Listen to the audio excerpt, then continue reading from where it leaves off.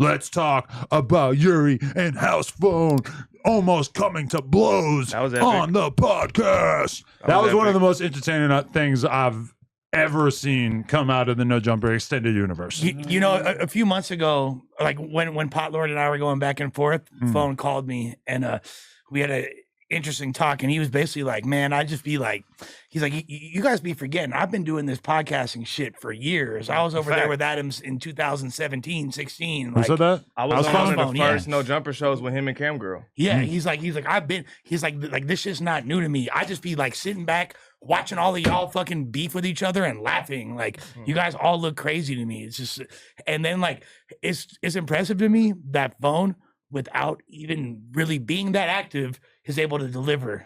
Okay. Just before the buzzer, one of the best moments of the year. But this is the question is, yeah, for sure, he delivered. But he delivered. Do you think that Housephone got mad at Yuri and unloaded some narratives that he doesn't actually believe by saying like, go home and yell at your bitch, some shit like that? Or do you think, that that's genuinely in his heart of hearts, and he only chose to let it out at that moment when he was already mad? I think he felt a little disrespected by Yuri when he was getting the, because Yuri, when he talks, he has a little of a condescending, very condescending, bitchy, but it's very condescending. His tones are super condescending. It's like, I'm smarter than you don't even take showers.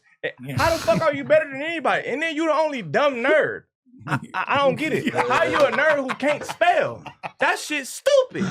He did get fired for not being able to spell. That's true. After multiple warnings. Yeah. From here. And it wasn't even some shit where it's like, you got to figure out how to spell. You just got to copy and paste what I wrote and then put it in the title. And he couldn't even do that without misspelling, which is crazy because like when I write the titles, if those titles come out fucked up, there's a misspelling in the title. Laura will tell you, every time I ever got on Laura's ass in the past couple of years and said, like, Laura, this title has a typo in it, she sends it back and says, you put the typo. Yeah. I want to be the one making the typos when it comes to the No Jumper titles. I don't want to be able to blame anybody besides myself. And he fucked that up. But Yuri is still super salty about Housephone unloading those opinions on him. And Yuri calls them crazy, creepy, fucked up Reddit narratives. Right. When in that moment, I think he had a realization that Housephone actually believes those narratives, and that even somebody like Blasey, who's in the room, didn't have it in him to defend him, because so many of them probably were having those same exact conversations that we're having. Blasey, like, literally visibly agreed with Housephone multiple times during that exchange. My impression of his body language, he was acting like a bitch. I watched that clip and I'm like, he real bitchy. Like, who, Yuri? Like he acting like a female. Like, so you guys were saying that I'm not a part of the show now, guys? You guys had Dave Blunt's on and just so nobody texts me? Like, why doesn't anybody text me? Okay, the Dave Blunt's thing, that was surprising to me because, okay, if I'm gonna do an interview with somebody that I'm hyped to interview, probably gonna mention it, like, especially in that situation where I do most of my interviews solo, but like they had Dave Blunt's on the podcast with them besides Yuri because he doesn't live there. How is that not being discussed in the group chat? Yuri acted like it was just completely sprung on him. Like, it is kind of lame for him to be like, oh, like, why are you guys doing that without mentioning it to me and shit? But at the same time, it's like, don't you have a group chat where everybody's kind of discussing who you're going to have on the podcast anyway? Like, if you ain't came to the last 3 episodes, bitch, don't text me about nothing. Just because we're going to interview your favorite rapper or whatever. Yeah. Now, because, facts, nigga, your favorite artist here, and now you all of a sudden, nigga, want to be texted about shit. Like, you know what I'm saying? Now, and then what I don't like is too, bro, is I always been this type of nigga. Like, even if I agree with what my bitch saying, and even if she want to pop her shit, that's going to be between me and her. I hate when a nigga can't control his bitch and then he talking about, yeah, you know, the guys, and she in the back like, nah, fuck that. Fuck that. Housephone, he's supposed to be your best friend? Nah, fuck that. And she's but like, I would have slapped him. You should have slapped him, Yuri. Slapped the fuck out. No, you should have slapped him. He's a bitch. He's a bitch. And she's calling Housephone a bitch, like basically kind of like prompting a situation in which where your nigga can get his ass beat. Exactly. And this is what I'm saying. You need to be able to control your bitch, bro. Even if even if I agree, facts, nigga would slap the fuck out that bitch. My girl would beat the. I would have been told my bitch like, look, nigga, I got into it with some niggas before, nigga, and like a little what is it, like a little road rage incident or whatever. You feel me? And then my bitch want to pop it. I'm like, nah, bitch, shut up. The fuck Go up. get in the car. Please. Shut up. Yeah. You feel me? You Like, ain't I finna don't, do nothing. You ain't finna You're not help finna do me nothing with the gangster shit, but talk. No, So shut up. That's just the shut biggest, up. in retrospect, the biggest miscalculation of character that I've had since my introduction to No Jumper was thinking that Riley was a cool person. I feel I like just she always said probably she had hella was at one ass. point. She's just Doesn't all matter. the way in on her abusive, manipulative boyfriend, so she can't see the forest from the Exactly. trees. Yeah. Exactly. I was just about to say, sometimes the people that you give your energy to and surround yourself with all day, it starts to like creep into your Absorb. soul. Yeah. And you can't help the fuck shit. Because she was a cool person, bro. Right. Over and over. She was super chill, never caused no problems. No, was for just- sure. Yeah, but But his disintegration as a human being and a content creator clearly has affected her as well. And keep in mind, she wanted to move up north and leave him down here. He followed her not only because he was scared that he was going to get his ass whooped by Lush and Compa, got ran up out. got ran up out the city, and then also Copper ran too. But bro, you know, Copper ran that day too. but one of the crazy things I saw from that shit was just the realization that Yuri's situation up north, they live in like a smallish town or whatever. So it's not like you can just bounce outside and be on Hollywood Boulevard or whatever. Yuri's posted up in the Bro, where crib. they live is like equivalent to Rancho Cucamonga. Right. He doesn't have his own car. Yeah. She got the car. He got a She's bike, at work buddy, all day. which is crazy. And so he's in the crib, just sad as fuck, going through depression, no meaning in life, getting wasted, walking around with a fucking huge Tito's bottle. Like, yo, like a soccer mom and shit. out of everybody, walk around like a soccer mom. yo, out of everybody who left No Jumper in the last couple of years, for sure, Yuri, you are the biggest loser. Lesbian You Yuri. easily take that title. Let's just be totally clear. One thing Yuri that I noticed with Thunberg. her, one thing I noticed with her is she would play real cool up here and then go home with him and talk shit about everybody in this motherfucker. And you could tell. She'll play it real smooth around this motherfucker, go back, talk shit. Cause how I know this nigga, a lot of times is I'll be early. I would walk in on that shit. Nigga, her, you feel me? Nigga, shout out to V, Gina. You That's feel what I was me? about to say. Her, You know the homegirl, hey Gina, you feel me? That's my dog, you feel me? So nigga, I'll be over hearing a lot of that shit, and then Gina be like, oh yeah, you know, like not even trying to tell, just like, you know, be describing shit that's happening going on around this motherfucker, and it'll always be her with little side comments and shit, a little hating ass shit, you feel me? And you could tell when a nigga not a man. When a nigga not a man, you got a dusty nigga, bitch. he not no manly ass man. So you know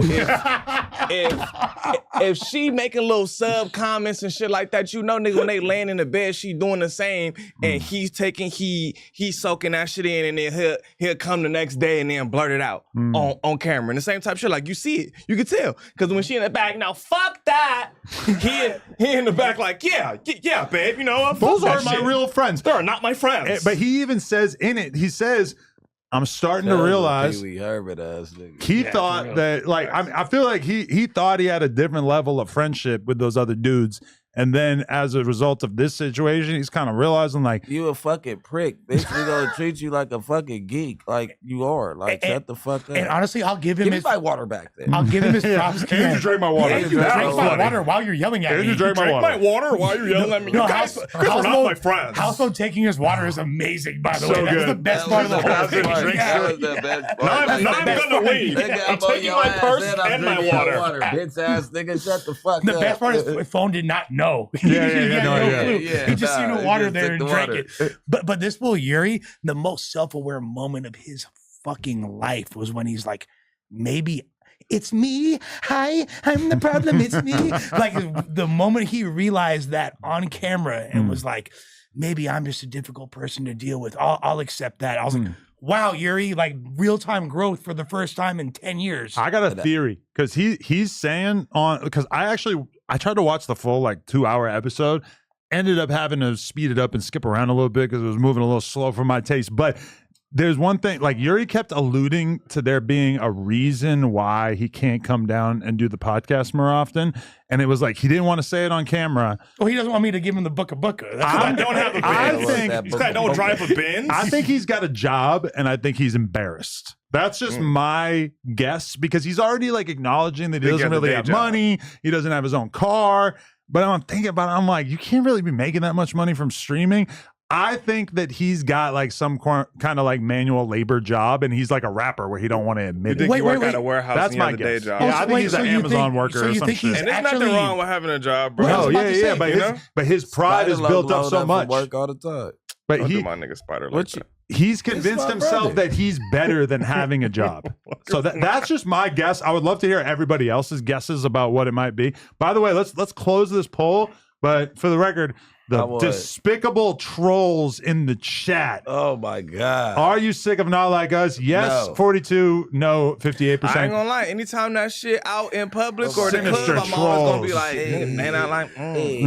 You think the bango that you disrespect pot?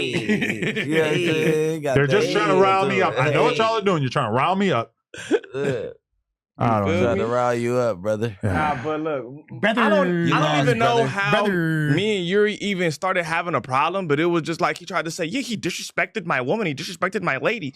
Nigga, I called her a bitch in your face. But in the context of like, your bitch is like this, your bitch, blah, blah, blah. Yeah. Housephone was doing the same thing over and over and over. In fact, what you said was way more flattering because you said your bitch is fine. Yeah, I said your bitch fine as fuck. Yeah. I was like, your bitch fine as a motherfucker. I don't know how you got her, nigga. Your bitch hot. And then all of a sudden, nigga, when he leaves, he disrespected you by calling my girl a bitch. To be fair, though, like what? To be fair, I could see why if I'm Riley, right? If I'm Riley and I seen Housephone go off like that, and I think that like, damn, that's like you're supposed to be my homie. That's my boyfriend's fucking best good friend and shit, and he's always been kind to me. I would be upset too. Imagine how eye-opening it must have been to realize that your friends that you do a podcast with feel the same way about you as the Reddit that they feel terrorized by. That they feel like these are all fake narratives, that all the people talking shit in the Kick TTS, whatever, they think that's all just like, oh, those are just crazy trolls making up narratives. No, that's the opinion of basically everybody you've been friends with throughout like the last consensus. 10 years of your life. Yeah, that's the consensus. And on top of that, if you watch the whole thing, he literally says on there, like, oh, my friends outside of podcasting stopped fucking with me because they thought the podcast shit was weird. So you already alienated yourself from all of the people you grew up with. Who's even talking about that Chuck dude that stopped kicking him with him because because he said the N-word and got his ass beat by Bell? Yeah. No, Hesh. Wasn't Hesh going to fuck him up? Hesh did fuck him up. Yeah. I'm gonna have to slap shit out here when I see that name. Weird, why? He just has some random hate for me. Yeah, he randomly hates on me too. Yeah, he just hates me, bro. I've never met him, never said nothing crazy to him. He just hate me, bro. He just has all my suspect hate on Twitter. I'm like, what the fuck is this nigga problem with me? I gotta slap the shit out this nigga. Like, damn, another nigga on the list. Actually, now you say that, I've noticed him talk about you many times on Twitter. That's very justified of you to feel that way. And I don't even know him. I don't know him enough to even be able to say anything. I don't know where that comes from. I don't know him. If I had to guess, because his love for Snow Girl, he really loves Snow. That's what I was gonna say. He loves Snow Girl. He's talking about Frosty. Oh, Snow Girl. And Olaf. That's my nickname for him. But, Snow Girl. Why Olaf? Where'd it go? In Frozen, the snowman is named Olaf. Yeah.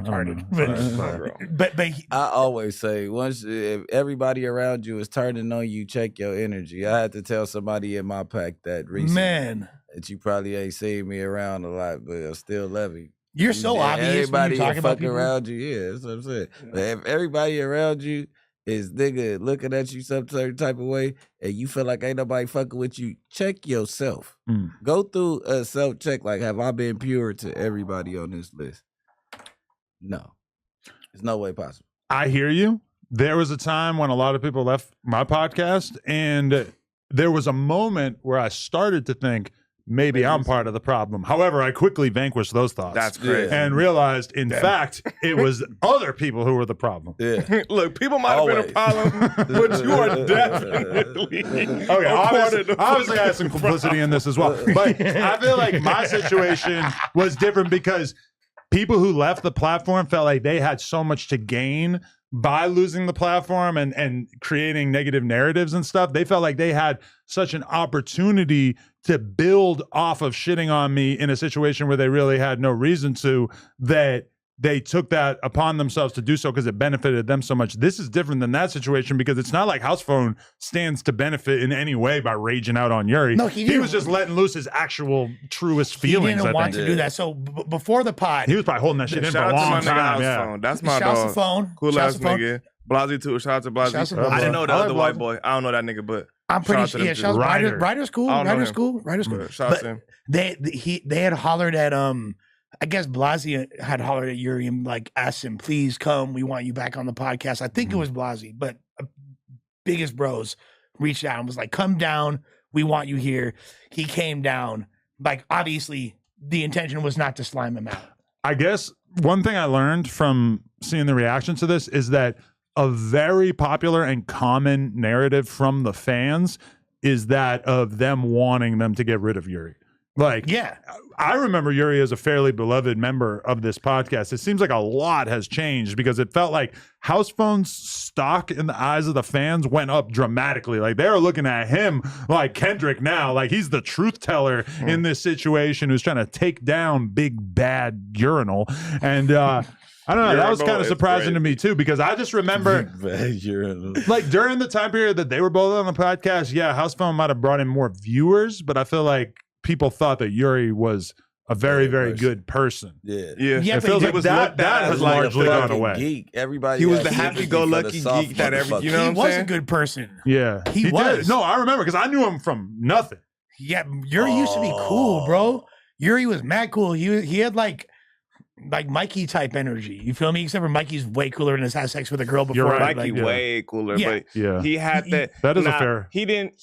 Mikey never had that, like, he kind of got more of the nerd, you know what I'm saying? Like, I'll call you if my computer fucked up vibe. You know what I'm saying? Like, the nigga that if your shift over at Wingstop, you'll drop him off at the crib. You know what I'm saying? Type shit. Like, he cool. You know what I'm saying? But I think, I don't know, maybe he wasn't comfortable with that role. And then also, that's the nigga that you kind of joke on a little bit because he a nerd.